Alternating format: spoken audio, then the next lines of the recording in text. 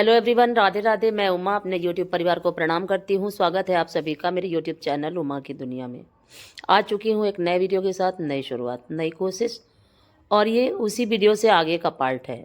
काफ़ी बड़ा बना था वीडियो और मैंने कट भी नहीं किया क्योंकि मैं पूरा दिखाना चाहती थी कि हम अपने किसी भी संस्कार को छोड़ते नहीं हैं और अपने सारे संस्कारों के साथ ही अपना जीवन जीते हैं और हमें जीना भी चाहिए। तो किस तरह से हमारे यहाँ होता है उस तरह से सभी कुछ हुआ, काफ़ी अच्छे तरीके से हुआ। और फिर उसके बाद ये मधु आटा लगाने लगी थी और इधर फ़ोटो सभी खिंचवा रहे थे बारी बारी से। तो कहीं कहीं वीडियो थोड़ा सा गड़बड़ हो गया है, इधर उधर हो जाता है, तो प्लीज़ उसे इग्नोर करिएगा। बाकी काफ़ी हद तक पूरा सही बना है और सभी फ़ोटो एक दूसरे का खींच रहे थे। और ये सतीश के दोस्त हैं और उनकी वाइफ है और उनका बेटा। इतना शरारती बेटा, इतना शरारती। और बचपन ही ऐसा होता ही है कि कोई कोई बच्चा बहुत ज़्यादा चंचल होता है, तो ये बहुत ज़्यादा चंचल था। और गंगा मैया का निर्मल जल, और बार बार मुझे बस यही लग रहा था कि मैं गंगा जी को ही देखती रहूं। मेरा मन इन सब की तरफ तो कम था, गंगा माँ की तरफ ज़्यादा ही था। और इस तरह से फिर उसके बाद देखिए कुछ रियल वॉइस भी रखी है मैंने, सारा वॉइस नहीं डाला लेकिन कुछ जगह पे रखी हुई है रियल वॉइस। और आद्या के कपड़े उतारे जा रहे थे और ये खूब रो रही थी। रोना इसने शुरू कर दिया था इसी जगह से। और फिर मम्मी जैसे ही ले के बैठी तो जितनी देर मम्मी की गोद में रही उतनी देर तो इतना ज़्यादा रोती रही, इतना ज़्यादा। फिर कुट्टू ने अपनी गोद में लिया और मोबाइल दिखाना शुरू किया, तब जाके थोड़ा सा ये रुकी, ज़्यादा फिर भी नहीं, पर थोड़ा थोड़ा रो। और क्योंकि बाल काफ़ी चुभ रहे थे और ये बाल उतारने के लिए आ गए थे भैया, तो इन्होंने पहले कैंची से कट किए बाल, कम किए, फिर उसके बाद मशीन से काफ़ी निकाल लिए और फिर उसके बाद छुरे से मुंडन किया। मम्मी लेके बैठ चुकी थी और इसका मुंडन के तो हमें गानों नहीं याद है, अपना रोना धोना शुरू था। और आज मैंने वीडियो काफ़ी लेट डाला है क्योंकि आज मैं करने लगी थी घर की सफाई, जो कि बहुत ही ज़्यादा ज़रूरी था। क्यों करने लगी, वीडियो में लगातार बने रहिए, वीडियो को स्किप मत करिएगा किसी भी दिन। और अब मैं पहले से कुछ भी नहीं बताऊंगी, आपको दिखाऊंगी। अगर आपको मेरे वीडियो अच्छे लगते हैं तो प्लीज़ आगे की वीडियो ज़रूर देखिएगा कि मैंने घर की सफाई क्यों करी, कैसे करी। और ज़्यादा वीडियो तो मैं नहीं बनाई हूँ क्योंकि समय कम होता है हमारे पास, और अभी भी काफ़ी वीडियो पड़े हुए हैं क्योंकि अभी 2-3 दिन से मुंडन का ही वीडियो चल रहा था, ऋषिकेश का ही, इसीलिए मैं ज़्यादा वीडियो नहीं बना रही हूँ इस समय। तो जो भी बना रही थी वो आपको दिखाऊंगी और क्यों सफाई की है करके, ये आपको आगे आने वाले वीडियो में ही पता चलेगा। और ये देखिए कैंची से काफ़ी बाल निकाल दिए और इसका रोना शुरू था, बहुत ज़्यादा रो रही थी। बच्चे सभी रोते हैं, कभी कोई ऐसा ही बच्चा होगा जो ना रोए बाकी। और उसके बाद ये मशीन से शुरू कर दिया था निकालना। फिर उसके बाद गाड़ी दी जा रही थी, खिलौने दिए जा रहे थे, लेकिन वो कुछ भी देख नहीं रही थी और उसे दिक्कत हो रही थी इसी वजह से। और बच्चों को दिक्कत तो होती है, और काफ़ी अच्छे बाल थे बहुत। और अपने दोनों हाथों से जब ये बाल ऊपर करती थी तो इतनी अच्छी लगती थी कि आपको क्या बताऊं। दोनों हाथों से काफ़ी, बाद में भी ऐसे ही दोनों हाथों से बालों को, उसको ऐसा लग रहा था कि मेरे बाल नीचे की तरफ आ रहे हैं, लेकिन बाल तो उसके जा चुके थे। और इतना रो रही थी कि मेरी बहन भी रोने जैसी लगी। और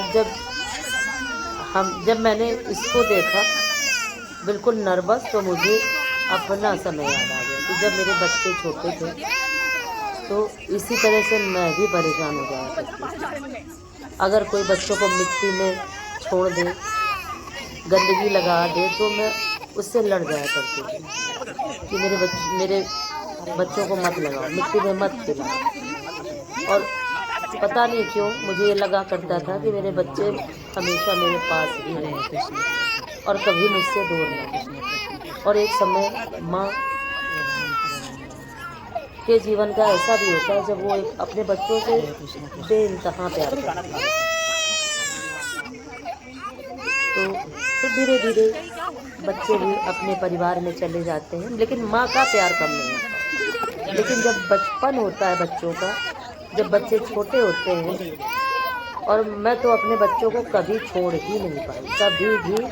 मैं आज तक कहीं भी गई हूँ अपने बच्चों को साथ में लेके ही थी। अब बच्चे बड़े हो गए हैं तो भले ही मैं छोड़ दूँ।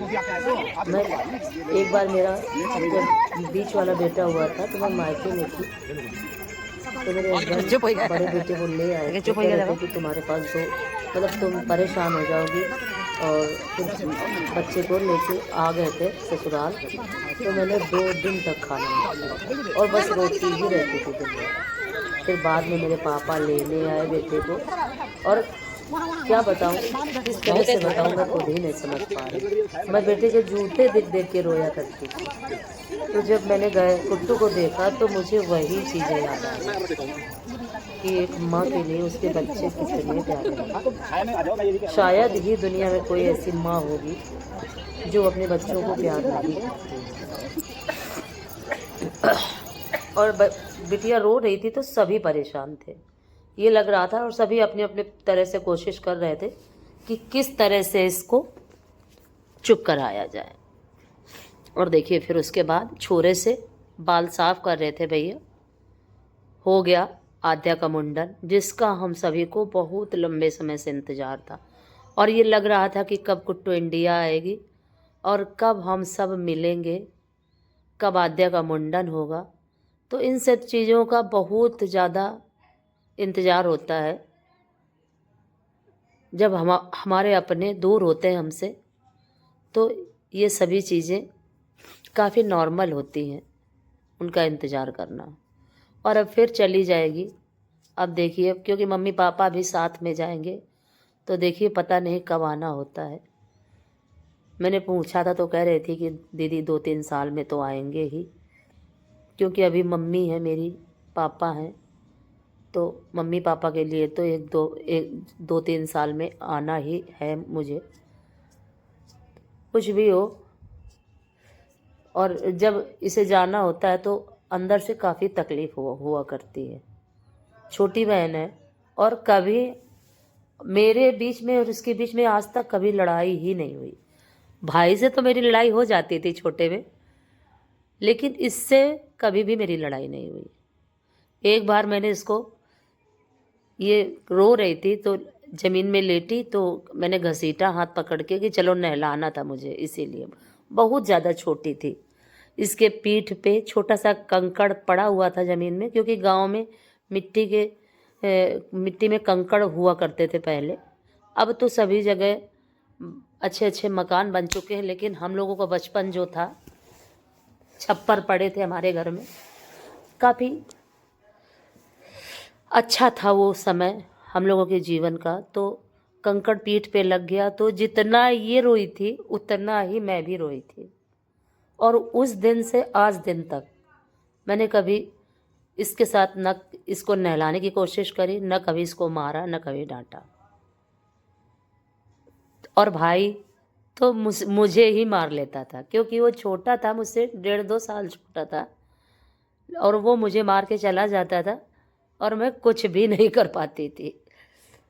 तो ये बचपन की यादें हैं, और इन यादों को जब याद करो तो बहुत तकलीफ़ होती है। तो मैं हमेशा ही यही कोशिश करती हूँ कि जितना कम याद करूँ उतना ज़्यादा अच्छा है।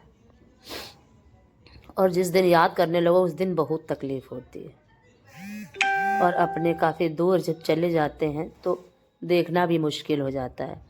अब तो ये सुविधाएं हैं कि फ़ोन ऐसे चल चुके हैं कि हम आपस में बात भी कर लेते हैं, वीडियो कॉल पे कर लेते हैं बात, देख भी लेते हैं। लेकिन पहले के समय में जो भी बाहर जाता था उसके लिए ये चीज़ काफ़ी कष्टदायी हुआ करती थी।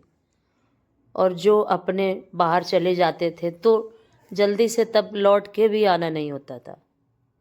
तो ये चीज़ें हैं।